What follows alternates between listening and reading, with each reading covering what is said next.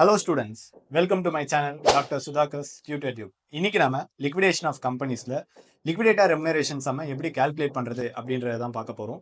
So இந்த liquidator remuneration calculate பண்ற some உங்களுக்கு புரியணும் அப்படின்னா இதை சம்பந்தமான theoretical notes என்னுடைய ப்ரீவியஸ் வீடியோவில் போட்டிருக்கேன். ஸோ மறக்காம அதை பார்த்துட்டு இந்த சம் பார்த்தீங்கன்னா உங்களுக்கு ரொம்ப கிளாரிட்டியா இருக்கும்.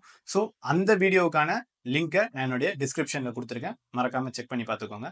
வாங்க சம் பார்க்கலாம். A liquidator is entitled to receive a remuneration at 2% of the assets realized and 3% on the amount distributed among the unsecured creditors. The assets realized rupees 70 lakh, against which payment was made as follows. Liquidation expenses 50,000, preferential creditors 1,50,000, secured creditors 40 lakh, unsecured creditors rupees 30 lakh. Calculate the total remuneration payable to the liquidator. So இப்போ இந்த சம்மில் நம்ம என்ன கண்டுபிடிக்க சொல்லியிருக்காங்க அப்படின்னு பார்த்தீங்கன்னா total remuneration payable to the லிக்விடேட்டரை கண்டுபிடிக்க சொல்லியிருக்காங்க. ஸோ அதுக்கான ஃபார்மேட்டை தான் இப்போ நீங்கள் பார்த்துட்டு இருக்கீங்க. லிக்விடேட்டருக்கு நம்ம கொடுக்க வேண்டிய ரெமுனரேஷனை எப்படி கால்குலேட் பண்ணலாம் அப்படின்னு பார்த்தீங்கன்னா இந்த 3 வழியில் கால்குலேட் பண்ணலாம். லிக்விடேட்டர் ரெமுனரேஷனை வேற என்ன டேர்மில் சொல்லலாம் அப்படின்னு பார்த்தீங்கன்னா லிக்விடேட்டர் கமிஷன் அப்படின்னு சொல்லலாம். இந்த லிக்விடேட்டர் கமிஷனை கண்டுபிடிக்கிறதுக்கான அந்த 3 ஸ்டெப் தான் இப்போ நீங்கள் பார்த்துட்டு இருக்கீங்க. ஸோ இது எல்லாமே இந்த ஃபர்ஸ்ட் ஸ்டெப்ல இருக்குங்க இல்லையா, அசெட்ஸ் ரியலைஸ்ட், இது ஒரு பர்டிகுலர் பர்சன்டேஜ் அமௌண்ட் வந்து லிக்விடேட்டருக்கு போகும். லைக்வைஸ் ப்ரிஃபரன்ஷியல் கிரெடிட்டர்ஸ்க்கு ஒரு பர்டிகுலர் பர்சன்டேஜ் அமௌண்ட் லிக்விடேட்டருக்கு போகும். அண்ட் ஃபைனலி அன்செக்யூர்ட் கிரெடிட்டர்ஸ்க்கும் அதே மாதிரி தான் ஒரு பர்டிகுலர் பர்சன்டேஜ் அமௌண்ட் லிக்விடேட்டருக்கு போகும். இந்த பர்சன்டேஜ் எல்லாமே எங்க கொடுப்பாங்க அப்படின்னு பார்த்தீங்கன்னா சம்லேயே நமக்கு அவைலபிள் இன்ஃபர்மேஷனாக இருக்கும். ஸோ அவங்க சம்ல என்ன கொஷின்ல என்ன கொடுத்துருக்காங்களோ அதை வச்சு நம்ம இதை சார்ட் அவுட் பண்ணலாம். இப்போ அதன் பிரகாரம் ஆன் அசெட்ஸ் ரியலைஸ்ட் இந்த ஃபர்ஸ்ட் ஸ்டெப்பை நம்ம சால்வ் பண்ணலாம். இப்போ நமக்கு சம்ல அசெட்ஸ் ரியலைஸ்டுடைய அமௌண்ட் என்ன கொடுத்துருக்காங்க அப்படின்னு பார்த்தீங்கன்னா 70 lakhs கொடுத்துருக்காங்க. 70 lakhs கொடுத்துருக்காங்க. கூடவே அசெட்ஸ் ரியலைஸ்டுக்கு லிக்விடேட்டருக்கு போக வேண்டிய கமிஷன் பர்சன்டேஜும் கொடுத்துருக்காங்க. அது என்னன்னு பார்த்தீங்கன்னா 2%. ஸோ அந்த கால்குலேஷன் நான் இங்கே போட்டிருக்கேன். லிக்விடேட்டருக்கு போக வேண்டிய அமௌண்ட் அசெட்ஸ் ரியலைஸ்ட்லேருந்து எவ்வளோன்றதுக்கான கால்குலேஷன் நான் இங்கே போட்டிருக்கேன். 70 லட்சத்தில் 2%. அப்படி கால்குலேட் பண்ணீங்கன்னா 1,40,000 ரூபாய் வரும். அடுத்தது ஆன் ப்ரிஃபரன்ஷியல் கிரெடிட்டர்ஸ். ப்ரிஃபரன்ஷியல் கிரெடிட்டர்ஸ்க்கு எந்த விதமான பர்சன்டேஜுமே கொடுக்கலையே, கொஷின்ல எந்த பர்சன்டேஜ் எதுவும் பத்தியும் சொல்லல. அசெட்ஸ் ரியலைஸ்டுக்கு பர்சன்டேஜ் சொல்லியிருக்காங்க, அன்செக்யூர்ட் கிரெடிட்டர்ஸ்க்கு பர்சன்டேஜ் சொல்லியிருக்காங்க, ஆனா ப்ரிஃபரன்ஷியல் கிரெடிட்டர்ஸ்க்கு எதுவுமே சொல்லலையே அப்படின்ற மாதிரி உங்களுக்கு கொஷின் ரைஸ் ஆகும். ஸோ அதுக்காக தான் நான் கீழே உங்களுக்கு ஒரு நோட் கொடுத்துருக்கேன். அந்த நோட் பார்த்துக்கோங்க. For commission purpose, suppose remuneration liquidator கொடுக்க வேண்டிய கமிஷன் பர்பஸ் வரும்போது ப்ரிஃபரன்ஷியல் கிரெடிட்டர்ஸ்க்கான அமௌண்ட் அந்த ரேட் பர்சன்டேஜ் கொடுத்துருக்கானோ இல்லையோ, நீங்க அன்செக்யூர்ட் கிரெடிட்டர்ஸ்க்கு என்ன பர்சன்டேஜ் கொடுத்துருக்காங்களோ அதை நம்ம எடுத்துக்கலாம்.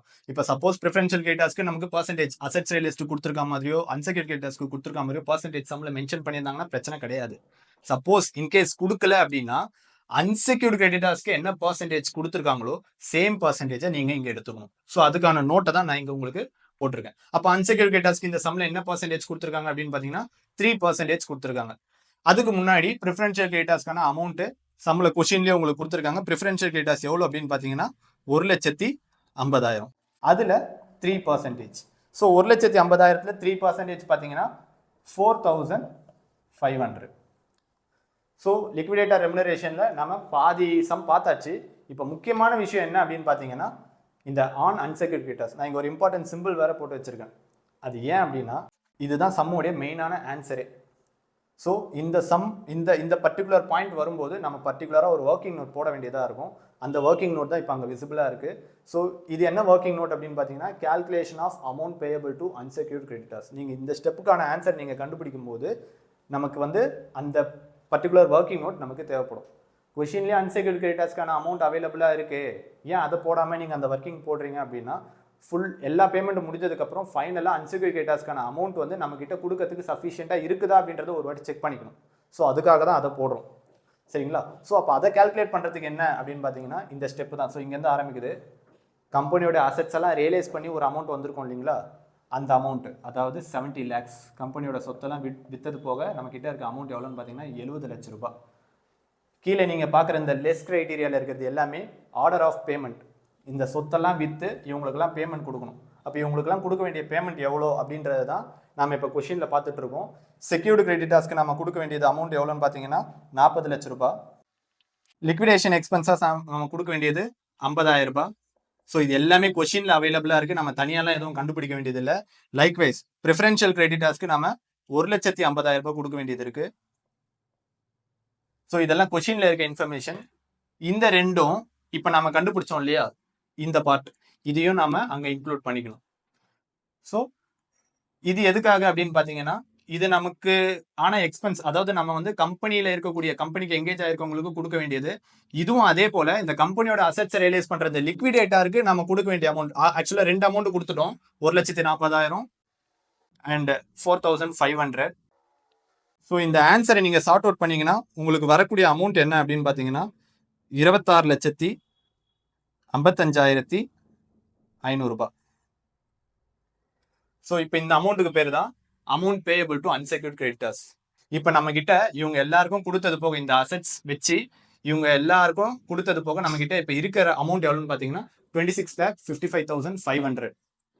இப்போ இந்த அமௌண்ட்டை வச்சு நமக்கு கொஷின்ல அவைலபிளா இருக்க அன்செக்யூர்ட் கிரெடிட்டர்ஸ்க்கு அவைலபிளா இருக்க அமௌண்ட்டை சார்ட் அவுட் பண்ண முடியுமா அப்படின்னு பார்க்கணும். இப்போ நமக்கு அன்செக்யூர்ட் கிரெடிட்டர்ஸ்ல எவ்வளோ அமௌண்ட் இருக்கு அப்படின்னு பார்த்தீங்கன்னா 30 லட்ச ரூபாய் நாம பே பண்ணணும்.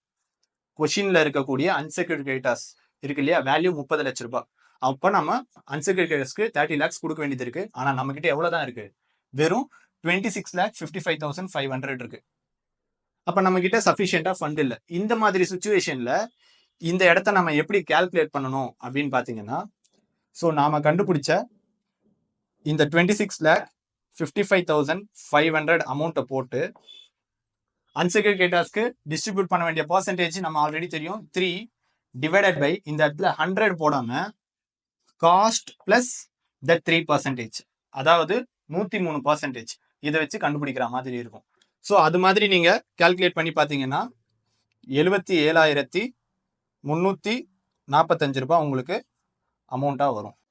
ஸோ இந்த பர்டிகுலர் ஏரியாவை நம்ம எதுக்காக போடுறோம் அப்படின்னா, நமக்கு அன்செக்யூர்ட் கிரெடிட்டர்ஸ் கொடுக்க வேண்டிய அமௌண்ட் 30 லட்ச ரூபாய். ஆனா நம்ம கிட்ட இருக்கிற அமௌண்ட் வெறும் 26,55,500 ரூபாய் வரும்போது மேண்டேட்டரியா நீங்க இந்த சிச்சுவேஷனை தான் ஃபாலோ பண்ற மாதிரி இருக்கும். டைரக்டா 3%க்கு நீங்க கால்குலேட் பண்ண முடியாது. 3 டிவைடட் பை 100 பிளஸ் 3% தான் நீங்க கால்குலேட் பண்ற மாதிரி இருக்கும்.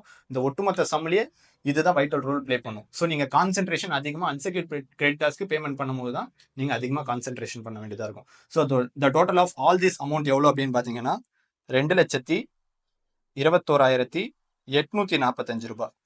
இதுதான் நீங்க ஃபைனலா லிக்விடேட்டருக்கு பே பண்ண போற அமௌண்ட். ஸோ இந்த சம்மில் உங்களுக்கு ஏதாச்சும் டவுட்ஸ் இருந்ததுன்னா மறக்காம கமெண்ட் செக்ஷன்ல கேளுங்க. நான் என்னுடைய அடுத்தடுத்த வீடியோஸ்ல அதை உங்களுக்கு கிளியர் பண்றேன். இந்த வீடியோ உங்களுக்கு பிடிச்சிருந்ததுன்னா மறக்காம ஷேர் பண்ணுங்க, சப்ஸ்கிரைப் பண்ணுங்க. தேங்க்யூ.